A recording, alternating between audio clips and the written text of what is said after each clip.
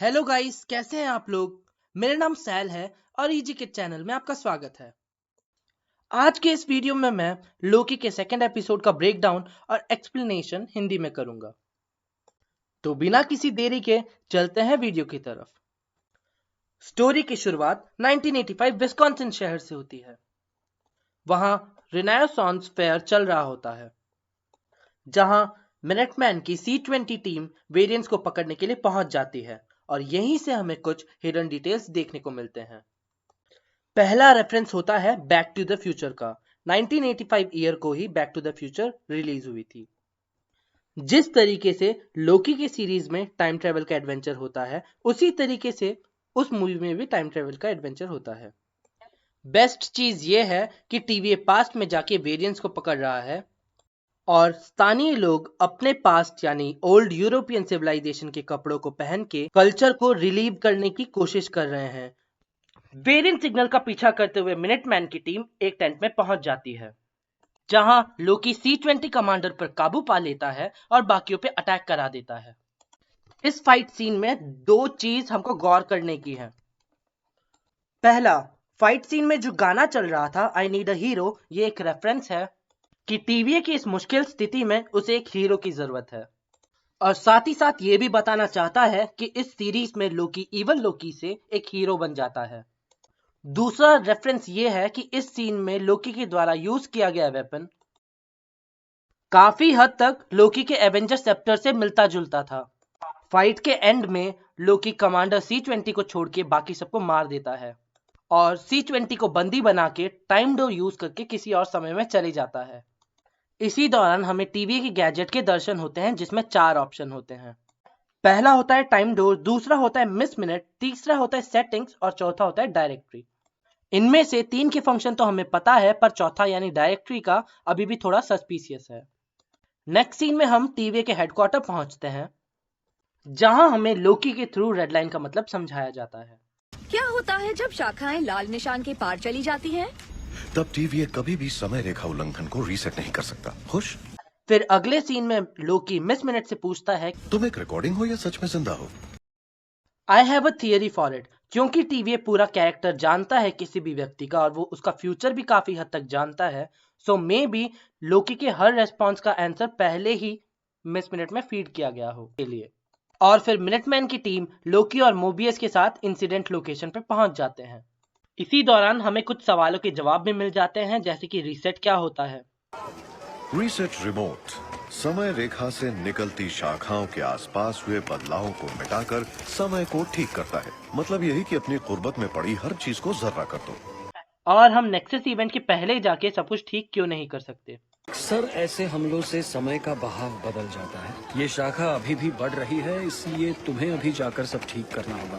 फिर लोकी incident location पे पहुंच के सबको मैनिपुलेट करने की कोशिश करता है और इसी दौरान वो गलती से हमें पूरा फ्यूचर एपिसोड बता देता है। हमें C-20 को खोजना चाहिए। यही तो वो वेरिएंट चाहता है कि आप ऐसा करें।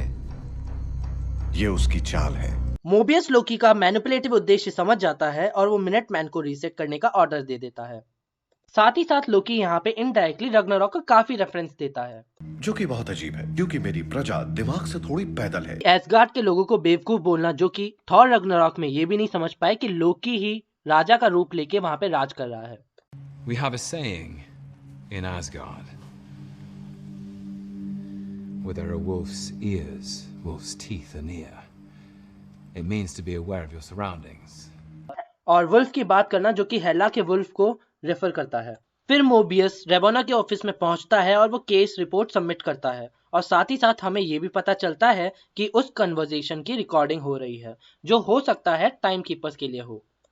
ऑल्सो हमें ये सुन के भी अचंभा होती है कि मोबियस इतने समय से टाइम कीपर के लिए काम कर रहा है, फिर भी वो उनसे कभी मिला भी नहीं। ये भी हो सकता है रेबोना टाइम कीपर्स के लिए काम ना करके कैंग के लिए काम करती हो। फिर मोबियस लोकी को आखिरी मौका देता है और वो बोलता है कि अपने वेरिएंट फाइल पर रिसर्च करो और कुछ ऐसा ढूंढो जो कि टीवीए ने भी मिस कर दिया है। इसी वार्तालाप के दौरान लोकी मोबियस को कहता है, That was your first lesson in catching a Loki. Expect the expected. ये वापस एक रेफरेंस है थॉर रग्नारॉक का, जहां लोकी हमेशा की तरह थॉर को धोखा देने की कोशिश करता है, पर लोकी के इसी नेचर को समझकर थॉर पहले से ही तैयारी पूरी रखता है। लोकी जब अपनी फाइल पढ़ रहा होता है तब उसे रग्नारॉक का भी फाइल मिलता है और वो उसे पढ़कर काफी भावुक हो जाता है, लेकिन इसी से उसे एक ख्याल भी आता है कि अगर कोई वेरिएंट आपदा के समय के पहले के समय में अगर छुपा हो तो उसका कोई भी एक्शन आपदा को टाल नहीं सकता और नेक्सस ब्रांच कभी जनरेट होगी ही नहीं। इसी थियरी को चेक करने के लिए वो लोग पॉम्पे जाते हैं और थियरी सक्सेसफुल होती है। गाइस, इस सीरीज में मेनली अभी तक 2 ड्रिंक्स का यूज किया गया है। सबसे पहला है जोस्ता और दूसरा है बोको, और दोनों का ही प्रोडक्शन काफी समय पहले रुक गया था। इसके अलावा हमें कुछ और भी रेफरेंसेस मिलते हैं, जैसे कि फ्लोर नंबर 372। ये रेफरेंस है थॉर वॉल्यूम 1 372 का, जिसमें पहली बार टीवीए का जिक्र हुआ था कॉमिक्स में। फिर लोकी और मोबियस वेरिएंट का अड्डा ढूंढने की कोशिश करते हैं, और फिर क्लू नंबर 1 चॉकलेट कब हुई, जो कि एपिसोड 1 में मिला था, और क्लू नंबर 2 आपदा के थ्रू एक कॉमन लोकेशन मिलता है, जो कि 2050 में अल्बामा शहर में रॉक्सकार्ट मॉल होता है। सो गाइस, रॉक्सकार्ट में टीवीए पहुंच जाता है और लोकी और B15 साथ में टीम बना लेते हैं।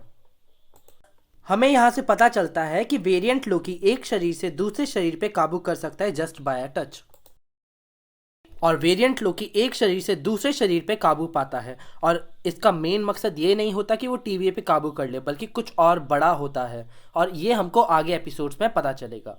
और हमें इस एपिसोड में सबसे बड़ा सदमा मिलता है कि वेरिएंट लोकी मेल ना होके बल्कि लेडी लोकी होती है, और इसकी थियरी और अपीयरेंस दोनों ही कॉमिक्स से उठाया गया है।